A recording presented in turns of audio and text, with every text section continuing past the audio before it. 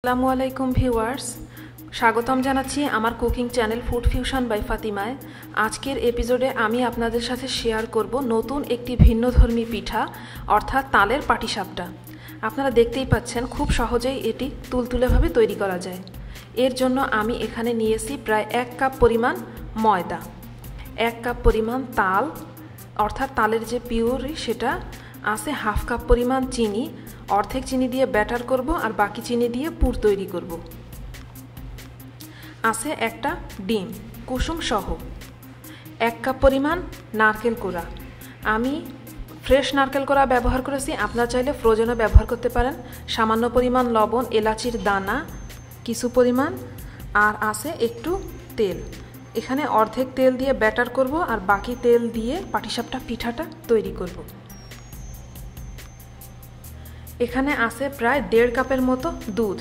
আমি 1.5 কাপ পানিতে 9 টেবিল চামচ গুঁড়া দুধ মিলিয়ে নিয়েছি। আপনারা আপনাদের প্রয়োজন মতো দুধটা ব্যবহার করবেন। এখন প্রথমে একটা মিক্সিং বলে আমি দিয়ে দিচ্ছি ময়দা,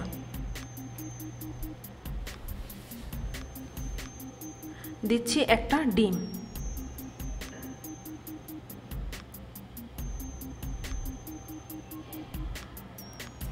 পরিমাণ মতো লবণ, একটু এলাচির ভিতরের দানা,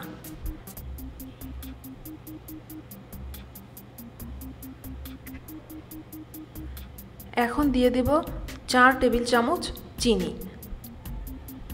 বাকি চিনি দিয়ে পুরটা তৈরি করব।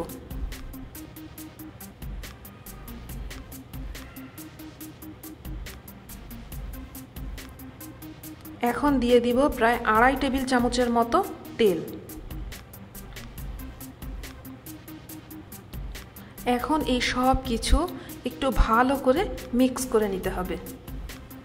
এখন প্রয়োজন মতো অল্প অল্প দুধ দিয়ে ঘন একটা ব্যাটার তৈরি করব।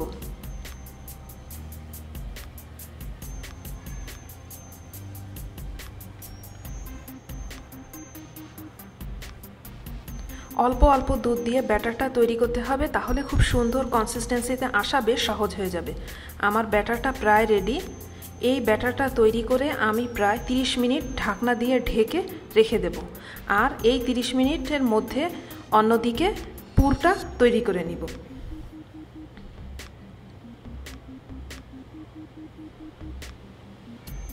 ব্যাটারটা রেডি, এখন এটা আমি ঢেকে রেখে দেব। এখন একটা কড়াইতে প্রথমে আমি নিয়ে নিচ্ছি তাল,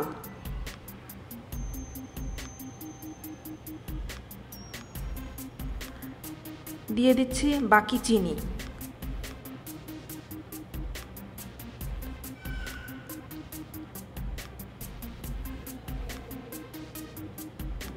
দিয়ে দিচ্ছি 1 কাপ পরিমাণ নারকেল কোড়া, অল্প একটু তেল আর বাকি এলাচির দানা। এখন এই সব কিছু ভালো করে মিক্স করে চুলা অন করব। মিক্স করা পর্যন্ত কিন্তু আমার চুলা অফ আছে। মিক্স করা হলে তারপরে আমি চুলাটা অন করে দিব। এখন আমি চুলা অন করে দিচ্ছি। চুলা অন করে দিয়ে অনবরত এটা নাড়তে হবে।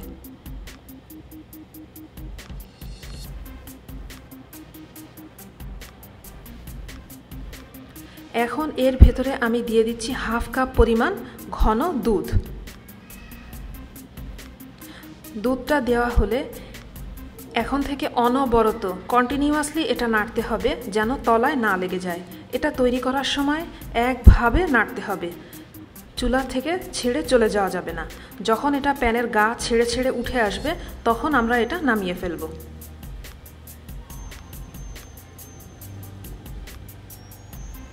আমার পুরটা তৈরি করা প্রায় হয়ে গেছে। এখন আমি অন্য একটা ফ্রাই প্যানে একটু তেল ব্রাশ করে নিব।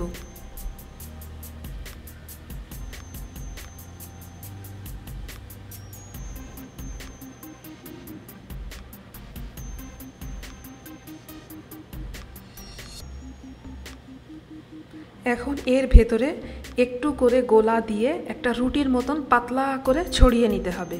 খেয়াল রাখতে হবে যতটা সম্ভব পাতলা করে দেওয়া যায়। এখন একটা চামচ দিয়ে এক পাশ থেকে দিয়ে দেব কিছুটা পুর।